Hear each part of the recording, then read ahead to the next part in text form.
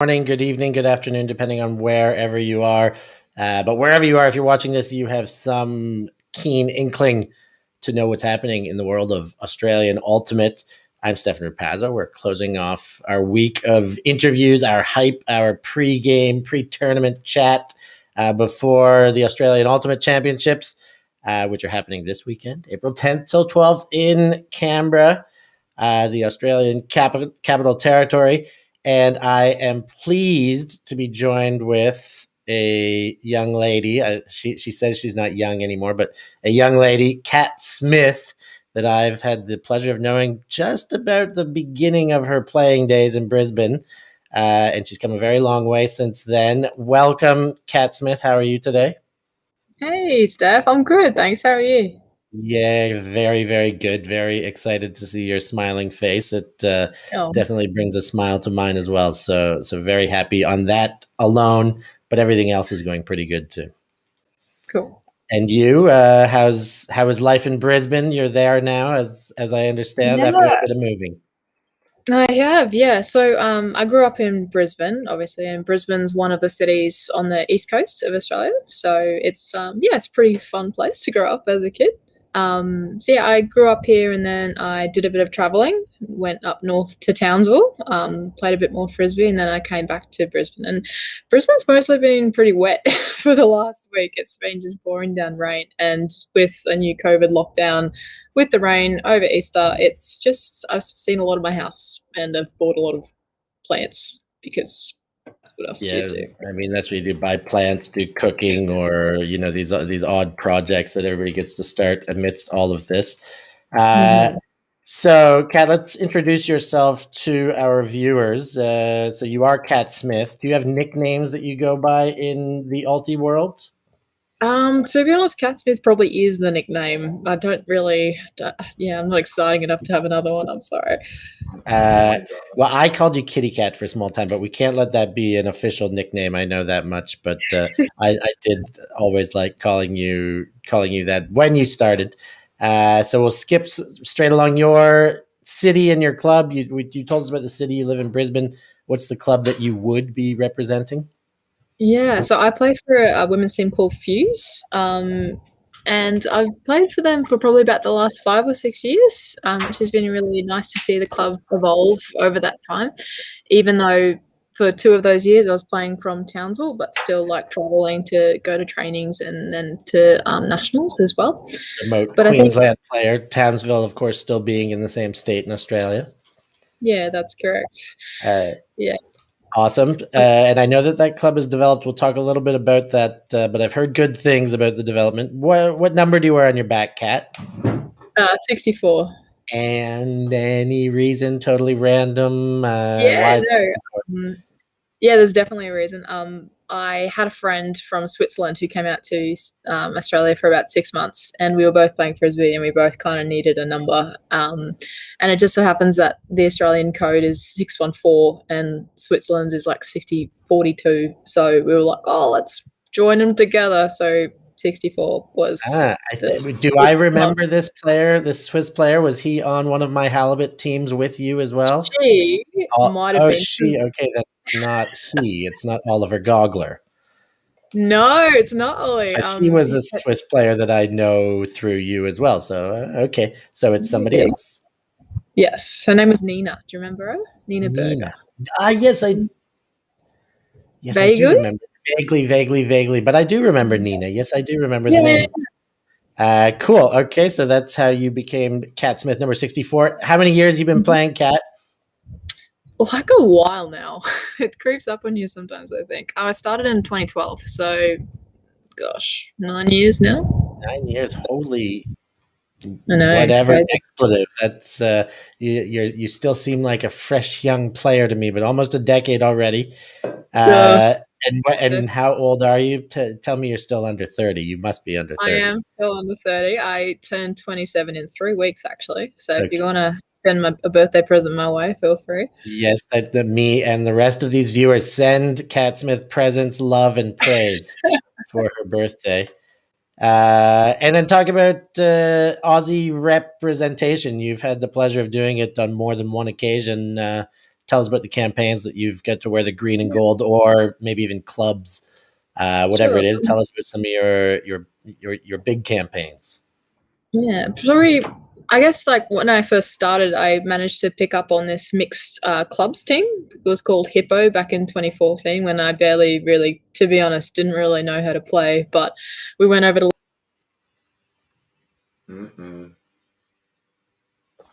We've lost her for a second here. Maybe internet connection on the other side. Let's see if we get her back soon.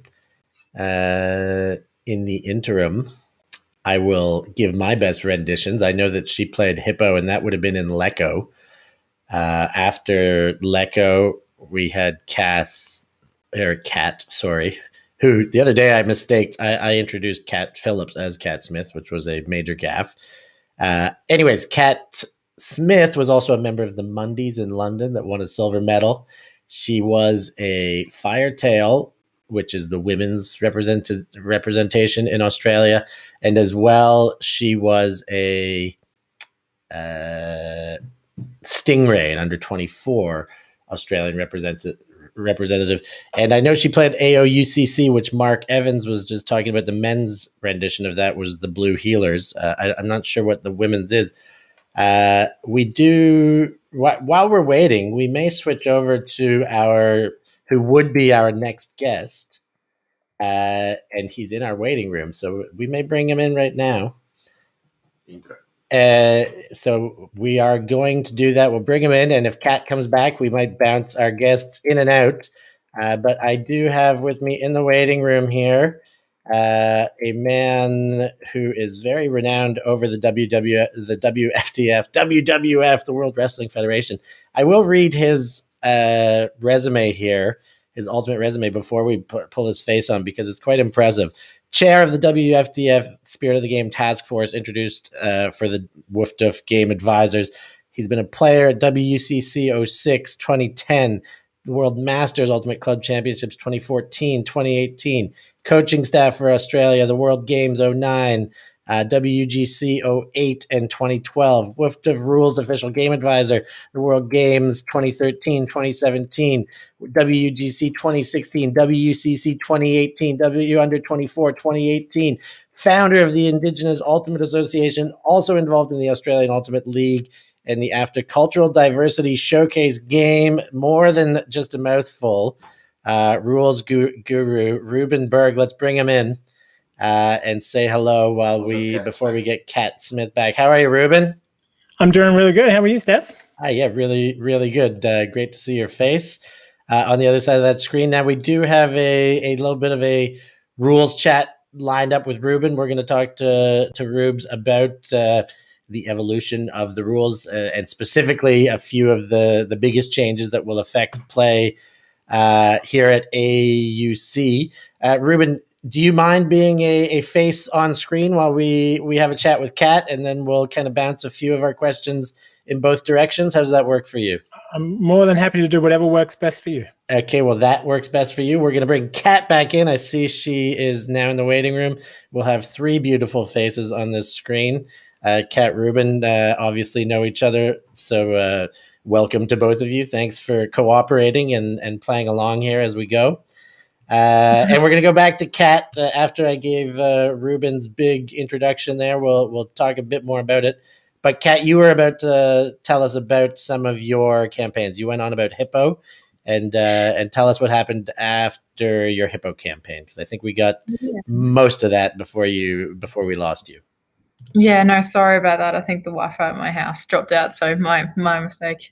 It happens. But yeah, I think after Lecco and the really fun mixed championship, everything just went from there. I got onto a couple of under 24 Australian teams, the Stingrays women's teams, which just really reinforced how much I love women's ultimate and seeing players develop with women. And then I got picked on the Opens team for the Firetails in Shanghai in 2019. So that was probably the biggest highlights for me. So you were the Firetails in Shanghai, and that was an AOUCC. Yes. So different than the men not being the dingoes at the AOUCC, they became the Blue Healers. as I I believe am. so. Yes. Okay. Just seeing how all these Australian native animal names balance out with. It's almost like there's one necessary for every new tournament now. So interesting with that one. And then so and any you won a medal as a Barramundi. Have you won any Yes. other international medals? We won bronze with stingrays Yeah. in 20 no the odd year ago.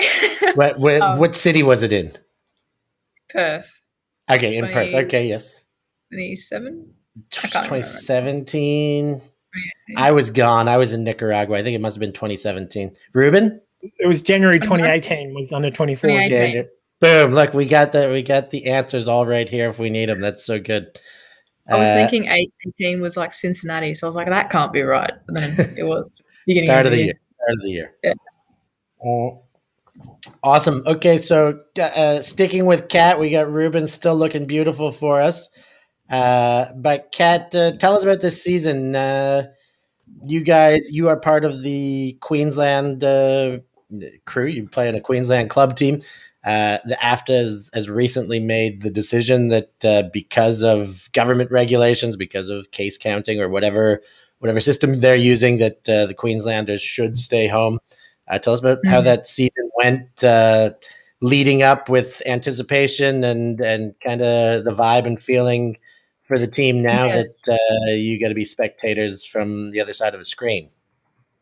Yes. Well, I think at the start of the season, I think a lot of us were expecting that probably Nationals probably wouldn't happen just with the uncertainty. And I think everyone started to, probably be a bit 50-50, but we decided to use it as like a development opportunity. So we actually trained relatively quite hard for, I believe, what we had done in the past. We trained 2 times a week and then had training camps on and off. So, and I think the hardest part was that we got so close. Like it was only last week when the decision was made. I think I definitely had, I booked my flights, accommodation was good, I'd got work off. I thought I was going to Nationals, and then to almost overnight have these brand new COVID cases. And it was quite ironic because I actually work at the hospital where the COVID cases were, and 2 of my housemates work at the hospital as well. So we were all in quarantine, and then you just see Nationals slowly slipping away and then confirmed with the AFTA decision.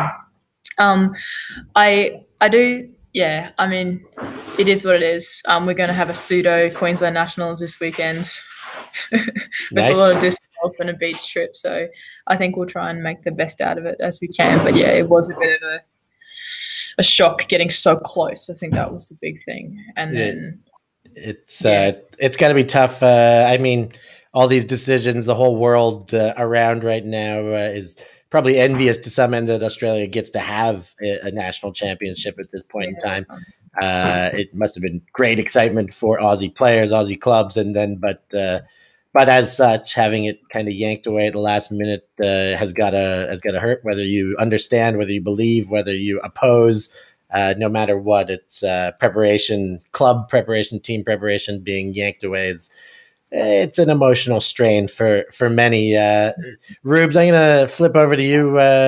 What's your thoughts about the way this Nationals is going about and handling this, and the reason or justification for omitting the Queensland teams, but still going ahead with it? What's your take on it? How do you feel about it? Did you have any involvement in it? Yeah, I mean, it's always really tricky, these things, and I didn't have any involvement in it, but having been involved in having to make, similar higher level decisions before, I know that there's always lots of information that people who are there having to make the decision they have a lot of information that everybody else doesn't necessarily have. And so to me, it's often about just having to trust the people there in the room that they had the information and they've had to make the best decision they could. And it's not an easy decision, and no one would have wanted to make this decision, but you just have to trust that those people who had the information made the best decision they could based on the information they actually had.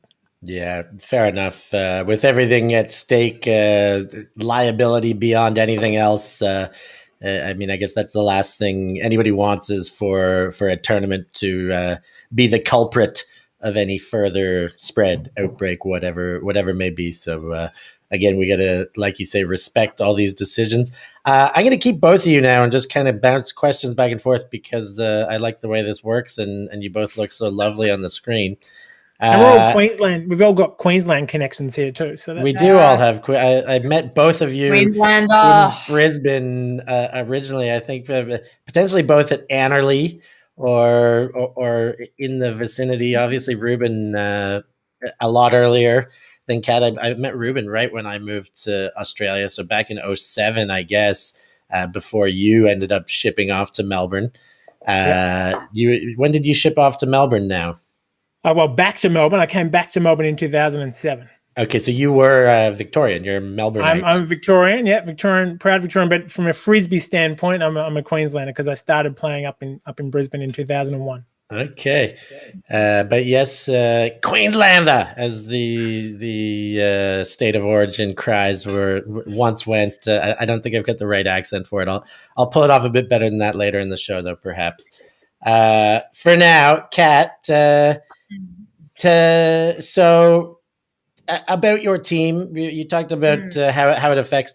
Tell us about some of the players that maybe it has a harsher effect on. Is there any young players that haven't had chances to prove themselves? Are there any old players that maybe this was their last chance to have one more bash at it, or is it kind of just a mutual team-wide disappointment and it affects everybody kind of the same? Yeah, I mean, I think there was definitely a lot of mutual team disappointment, but I think there were a couple of individuals who were really keen to go. Like we had one girl, especially Loz, it would have been her first nationals, and she's only been playing maybe a year or two and just has incredibly athletic, just had this skyrocket of improvement of ultimate, and she put so much work in to get there. And I think when you first start playing frisbee, you see people get really good really quick, and then you plateau for the rest of your life mostly. But she was in that really exciting phase, and I think that's one of the things that I was quite sad about, to not let her experience how much fun nationals is and seeing everyone and building those interstate connections as well. I'm two things about that. One, for any of you non-Aussies, laws must mean Laura. Sorry, but it's okay. Just clarifying the bizarre Aussie lingo that is. And secondly, were you referring to a player like yourself that started off really hot and then plateaued? Because I don't think you've plateaued yet, Kat Smith, but you definitely started off playing really hot. Keeps me up at night. I don't know. Yeah, right. Well, reset your trajectory, because as far as I'm concerned, you're still moving on up. Rubes, let's bounce back to you before we get into predictions. As the mouthful introduction I gave, you know more about rules than anyone that I could imagine, and I guess you should, based on that resume. There have been rule changes this year. Which ones are going to stand out, and do the players need to kind of remind themselves about the most that could have an impact on a different way of play because of the regulations? Sure. Well, all the players will have done their advanced rules accreditation, so they'll all be up on board with many of the changes there. But there are some, fairly significant changes. Not too many, but one of the key ones is around travel, that we've changed pretty much kind of the give-go play. We've adjusted to match the way the US have always played it, which is that you've got those 2 steps, 2 ground contacts after you've caught the disc to be able to maintain your speed and throw it within those 2 steps without having to stop, without having to slow down. So it enables more of those quick give-go passes, which we've seen more and more across the world. And, it was just one of those things that the US had a different rule about that. And everyone watches the US to see, the trends of how you're going to play. That's who many of the clubs try and emulate. And so it was a bit weird thinking that, you could watch them do something that was then you couldn't do in our competitions because it was against our rules. So we changed that one to match the US there. And I think most players I've seen are kind of across that now. I think at the start of the year, there are a few people calling travels like, oh, that's a travel. Not anymore. The rules changed. It's not a travel anymore. Hopefully it doesn't go too far that people now think they can just run around willy-nilly. Right. But you just need to give that allowance to say, well, they don't have to be slowing down anymore. Oh, God. Do we need to translate willy-nilly? And so the two steps before, now correct me if I'm wrong here. Before, there used to be some iteration in that rule that it was like without changing speed or direction in those steps. So that is kind of been removed as well. No, that's still there. It's still got it. So if you're going in a straight line, the speed is what you don't have to worry about. You have to keep the same direction, but you can maintain your speed. You can't increase. You can't go from stationary to moving forward. Okay. But if you're going at a sprint, you can stay at a sprint, catch it 2 steps, be in the air, and release it, and then keep going.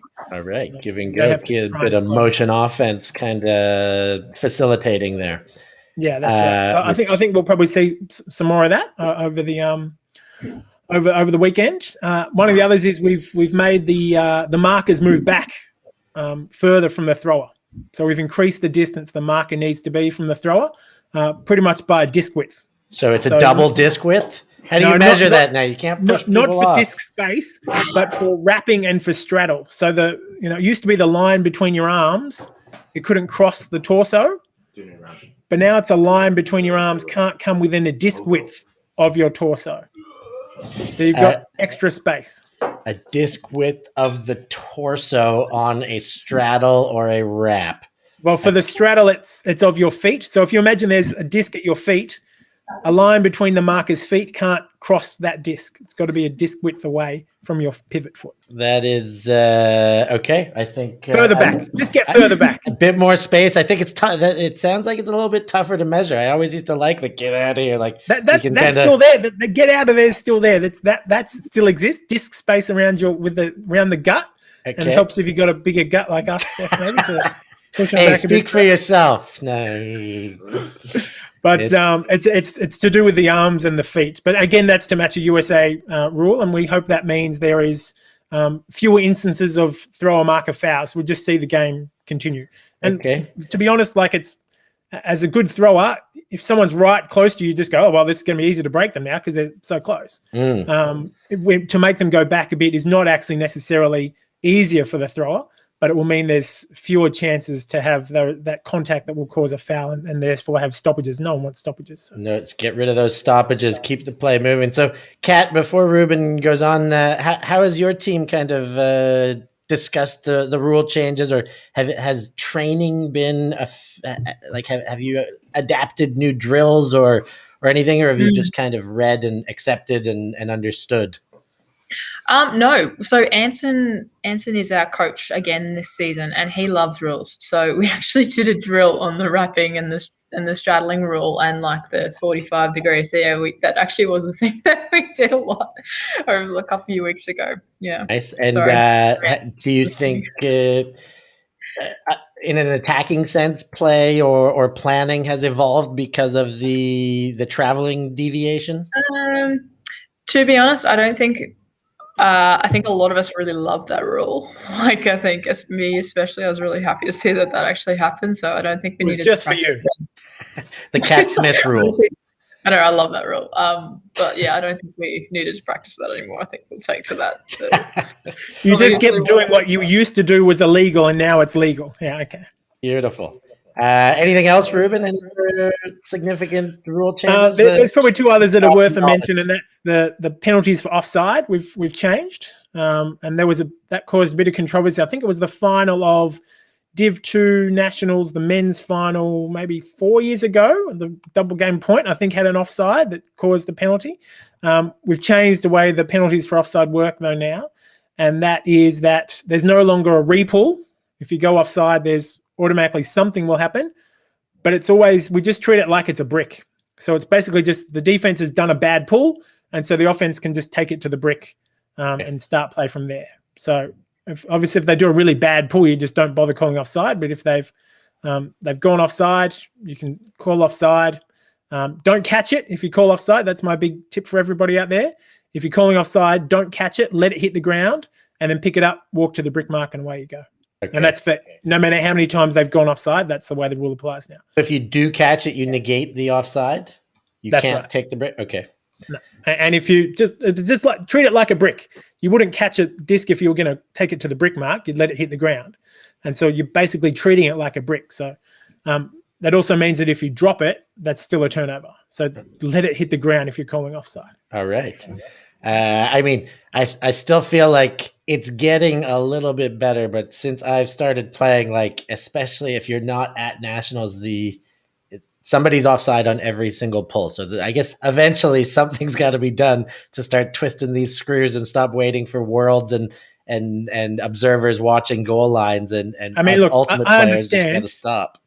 It's a really hard thing to stay behind a white line until someone throws a frisbee. Like, that's challenging. But I hope that people can think of it and work towards and realize that, we should all be trying to follow the rules, and it's a pretty simple rule to follow. So just I guess that all ties us all back to the spirit of it all. If we know we can do it, let's just do it. And I think you said you had 2 more, so that would leave us with one more there's remaining. One last one, and that's more so a kind of a clarification, and one that, in some instances it might have an impact, in others it'll be the same way that people used to play.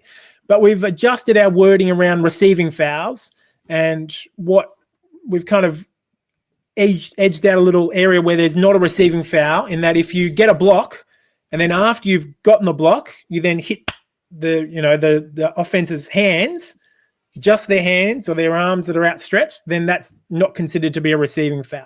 So it used to be a bit of a grey area whether that did qualify as a receiving foul or not, and now I've said quite clearly that if all you do is, as a defender, is contact their arms after you've gotten a block, that doesn't count as a receiving foul. Okay, obviously, if you hit their arms on the way through to the disc, that's going to still be a receiving foul. But you got the block, you just happen to hit their arms. That's not a receiving foul. This is what used to fall into the categories of incidental contact, I suppose, or in and along those lines. Yeah, but it was a bit. There's also an important principle within Ultimate that you have an entitlement to your space, that someone shouldn't be allowed to. If you've got space, you shouldn't be impinged in that. But we said that you can't just put your arms out and then say, well, I claim that space as well. So It's more that you've got a right to your torso, to your body, but not to where your arms are, is pretty much what we're saying. Okay, cool. That's a good good bit of insight. Thank you very much for the updates on all these rules. Now we're going to go back to some AUC talk, and we're going to start with Kat. But while we've got you, Rueben, we're making predictions. So I'm gonna put you to the pine here too, and make you pick some winners. But we'll start with Kat, and we'll start in the men's division. Kat, first, tell me who's going to be the champion. And then who's going to be the champion? Who's going to win the men's division? I must admit, I came in at the end of Mark Evans, and I really like his idea of Fishwick. I reckon just to cause a bit of drama. I really like them to win. Okay, so really Kat's going to stick her neck out and say Fishwick for the win. Rueben, for the win. Before we talk about semi-finalists, who is going to be the outright champion in the men's division? So I should put a caveat here that I'm going to be there, and I'm planning to be playing a game advisor role, potentially in the final. So I don't want to kind of sway of what I want to have happen or not happen. Okay, good. Put the caveat out there, but I still want a team name. I will say that from what I've seen, having not seen any other northern teams, but here in Victoria, that the Ellipsis men's team just looks they look really strong. Yeah, they've been a whole bunch of really experienced players, but also like a whole raft of these just young athletic people running around, and they look really strong. So I'd expect them to be there, and I will impartially adjudicate and officiate regardless of what team. We would expect nothing less than that impartiality out of you, Rueben. So good on you for still picking a team. Kat, who are going to be the semifinalists that Fishwick gets through? Who are the other 3 teams in that semifinal bracket? I think Sunder will definitely be there. Now, are we talking Sunder Slice, the Latamatos led team, or are we talking Sunder Dice, the Evans led team? I never know every year. I just never know. I reckon it'll probably be a Sunder semi, right? That's usually how it happens. Okay, so one of them gets the right to represent. Yep, and it'll be Fishwick and Ellipsis. And Ellipsis. So Rueben, do you see different semi-finalists than Kat? Sunder, both Sunders will be there. That's fine. But but I think Newcastle. I think Newcastle have a good shot, given that it's been quite an interrupted season. They've just got such a core. They know each other all so well, that team. I think they've got that advantage, that they've got that gel, those connections, and they know how to deliver. They've got the skills there. So I reckon they're going to make a semi as well. I like it. I talked to Greeny yesterday, the young man of the sport, 52 years old, still going at it in Div 1. Also, Kat Phillips, I spoke to her, and she mentioned her affinity, what she likes about Newcastle, how they always show up with these small roster teams, sometimes as low as 10 to 12 to 14.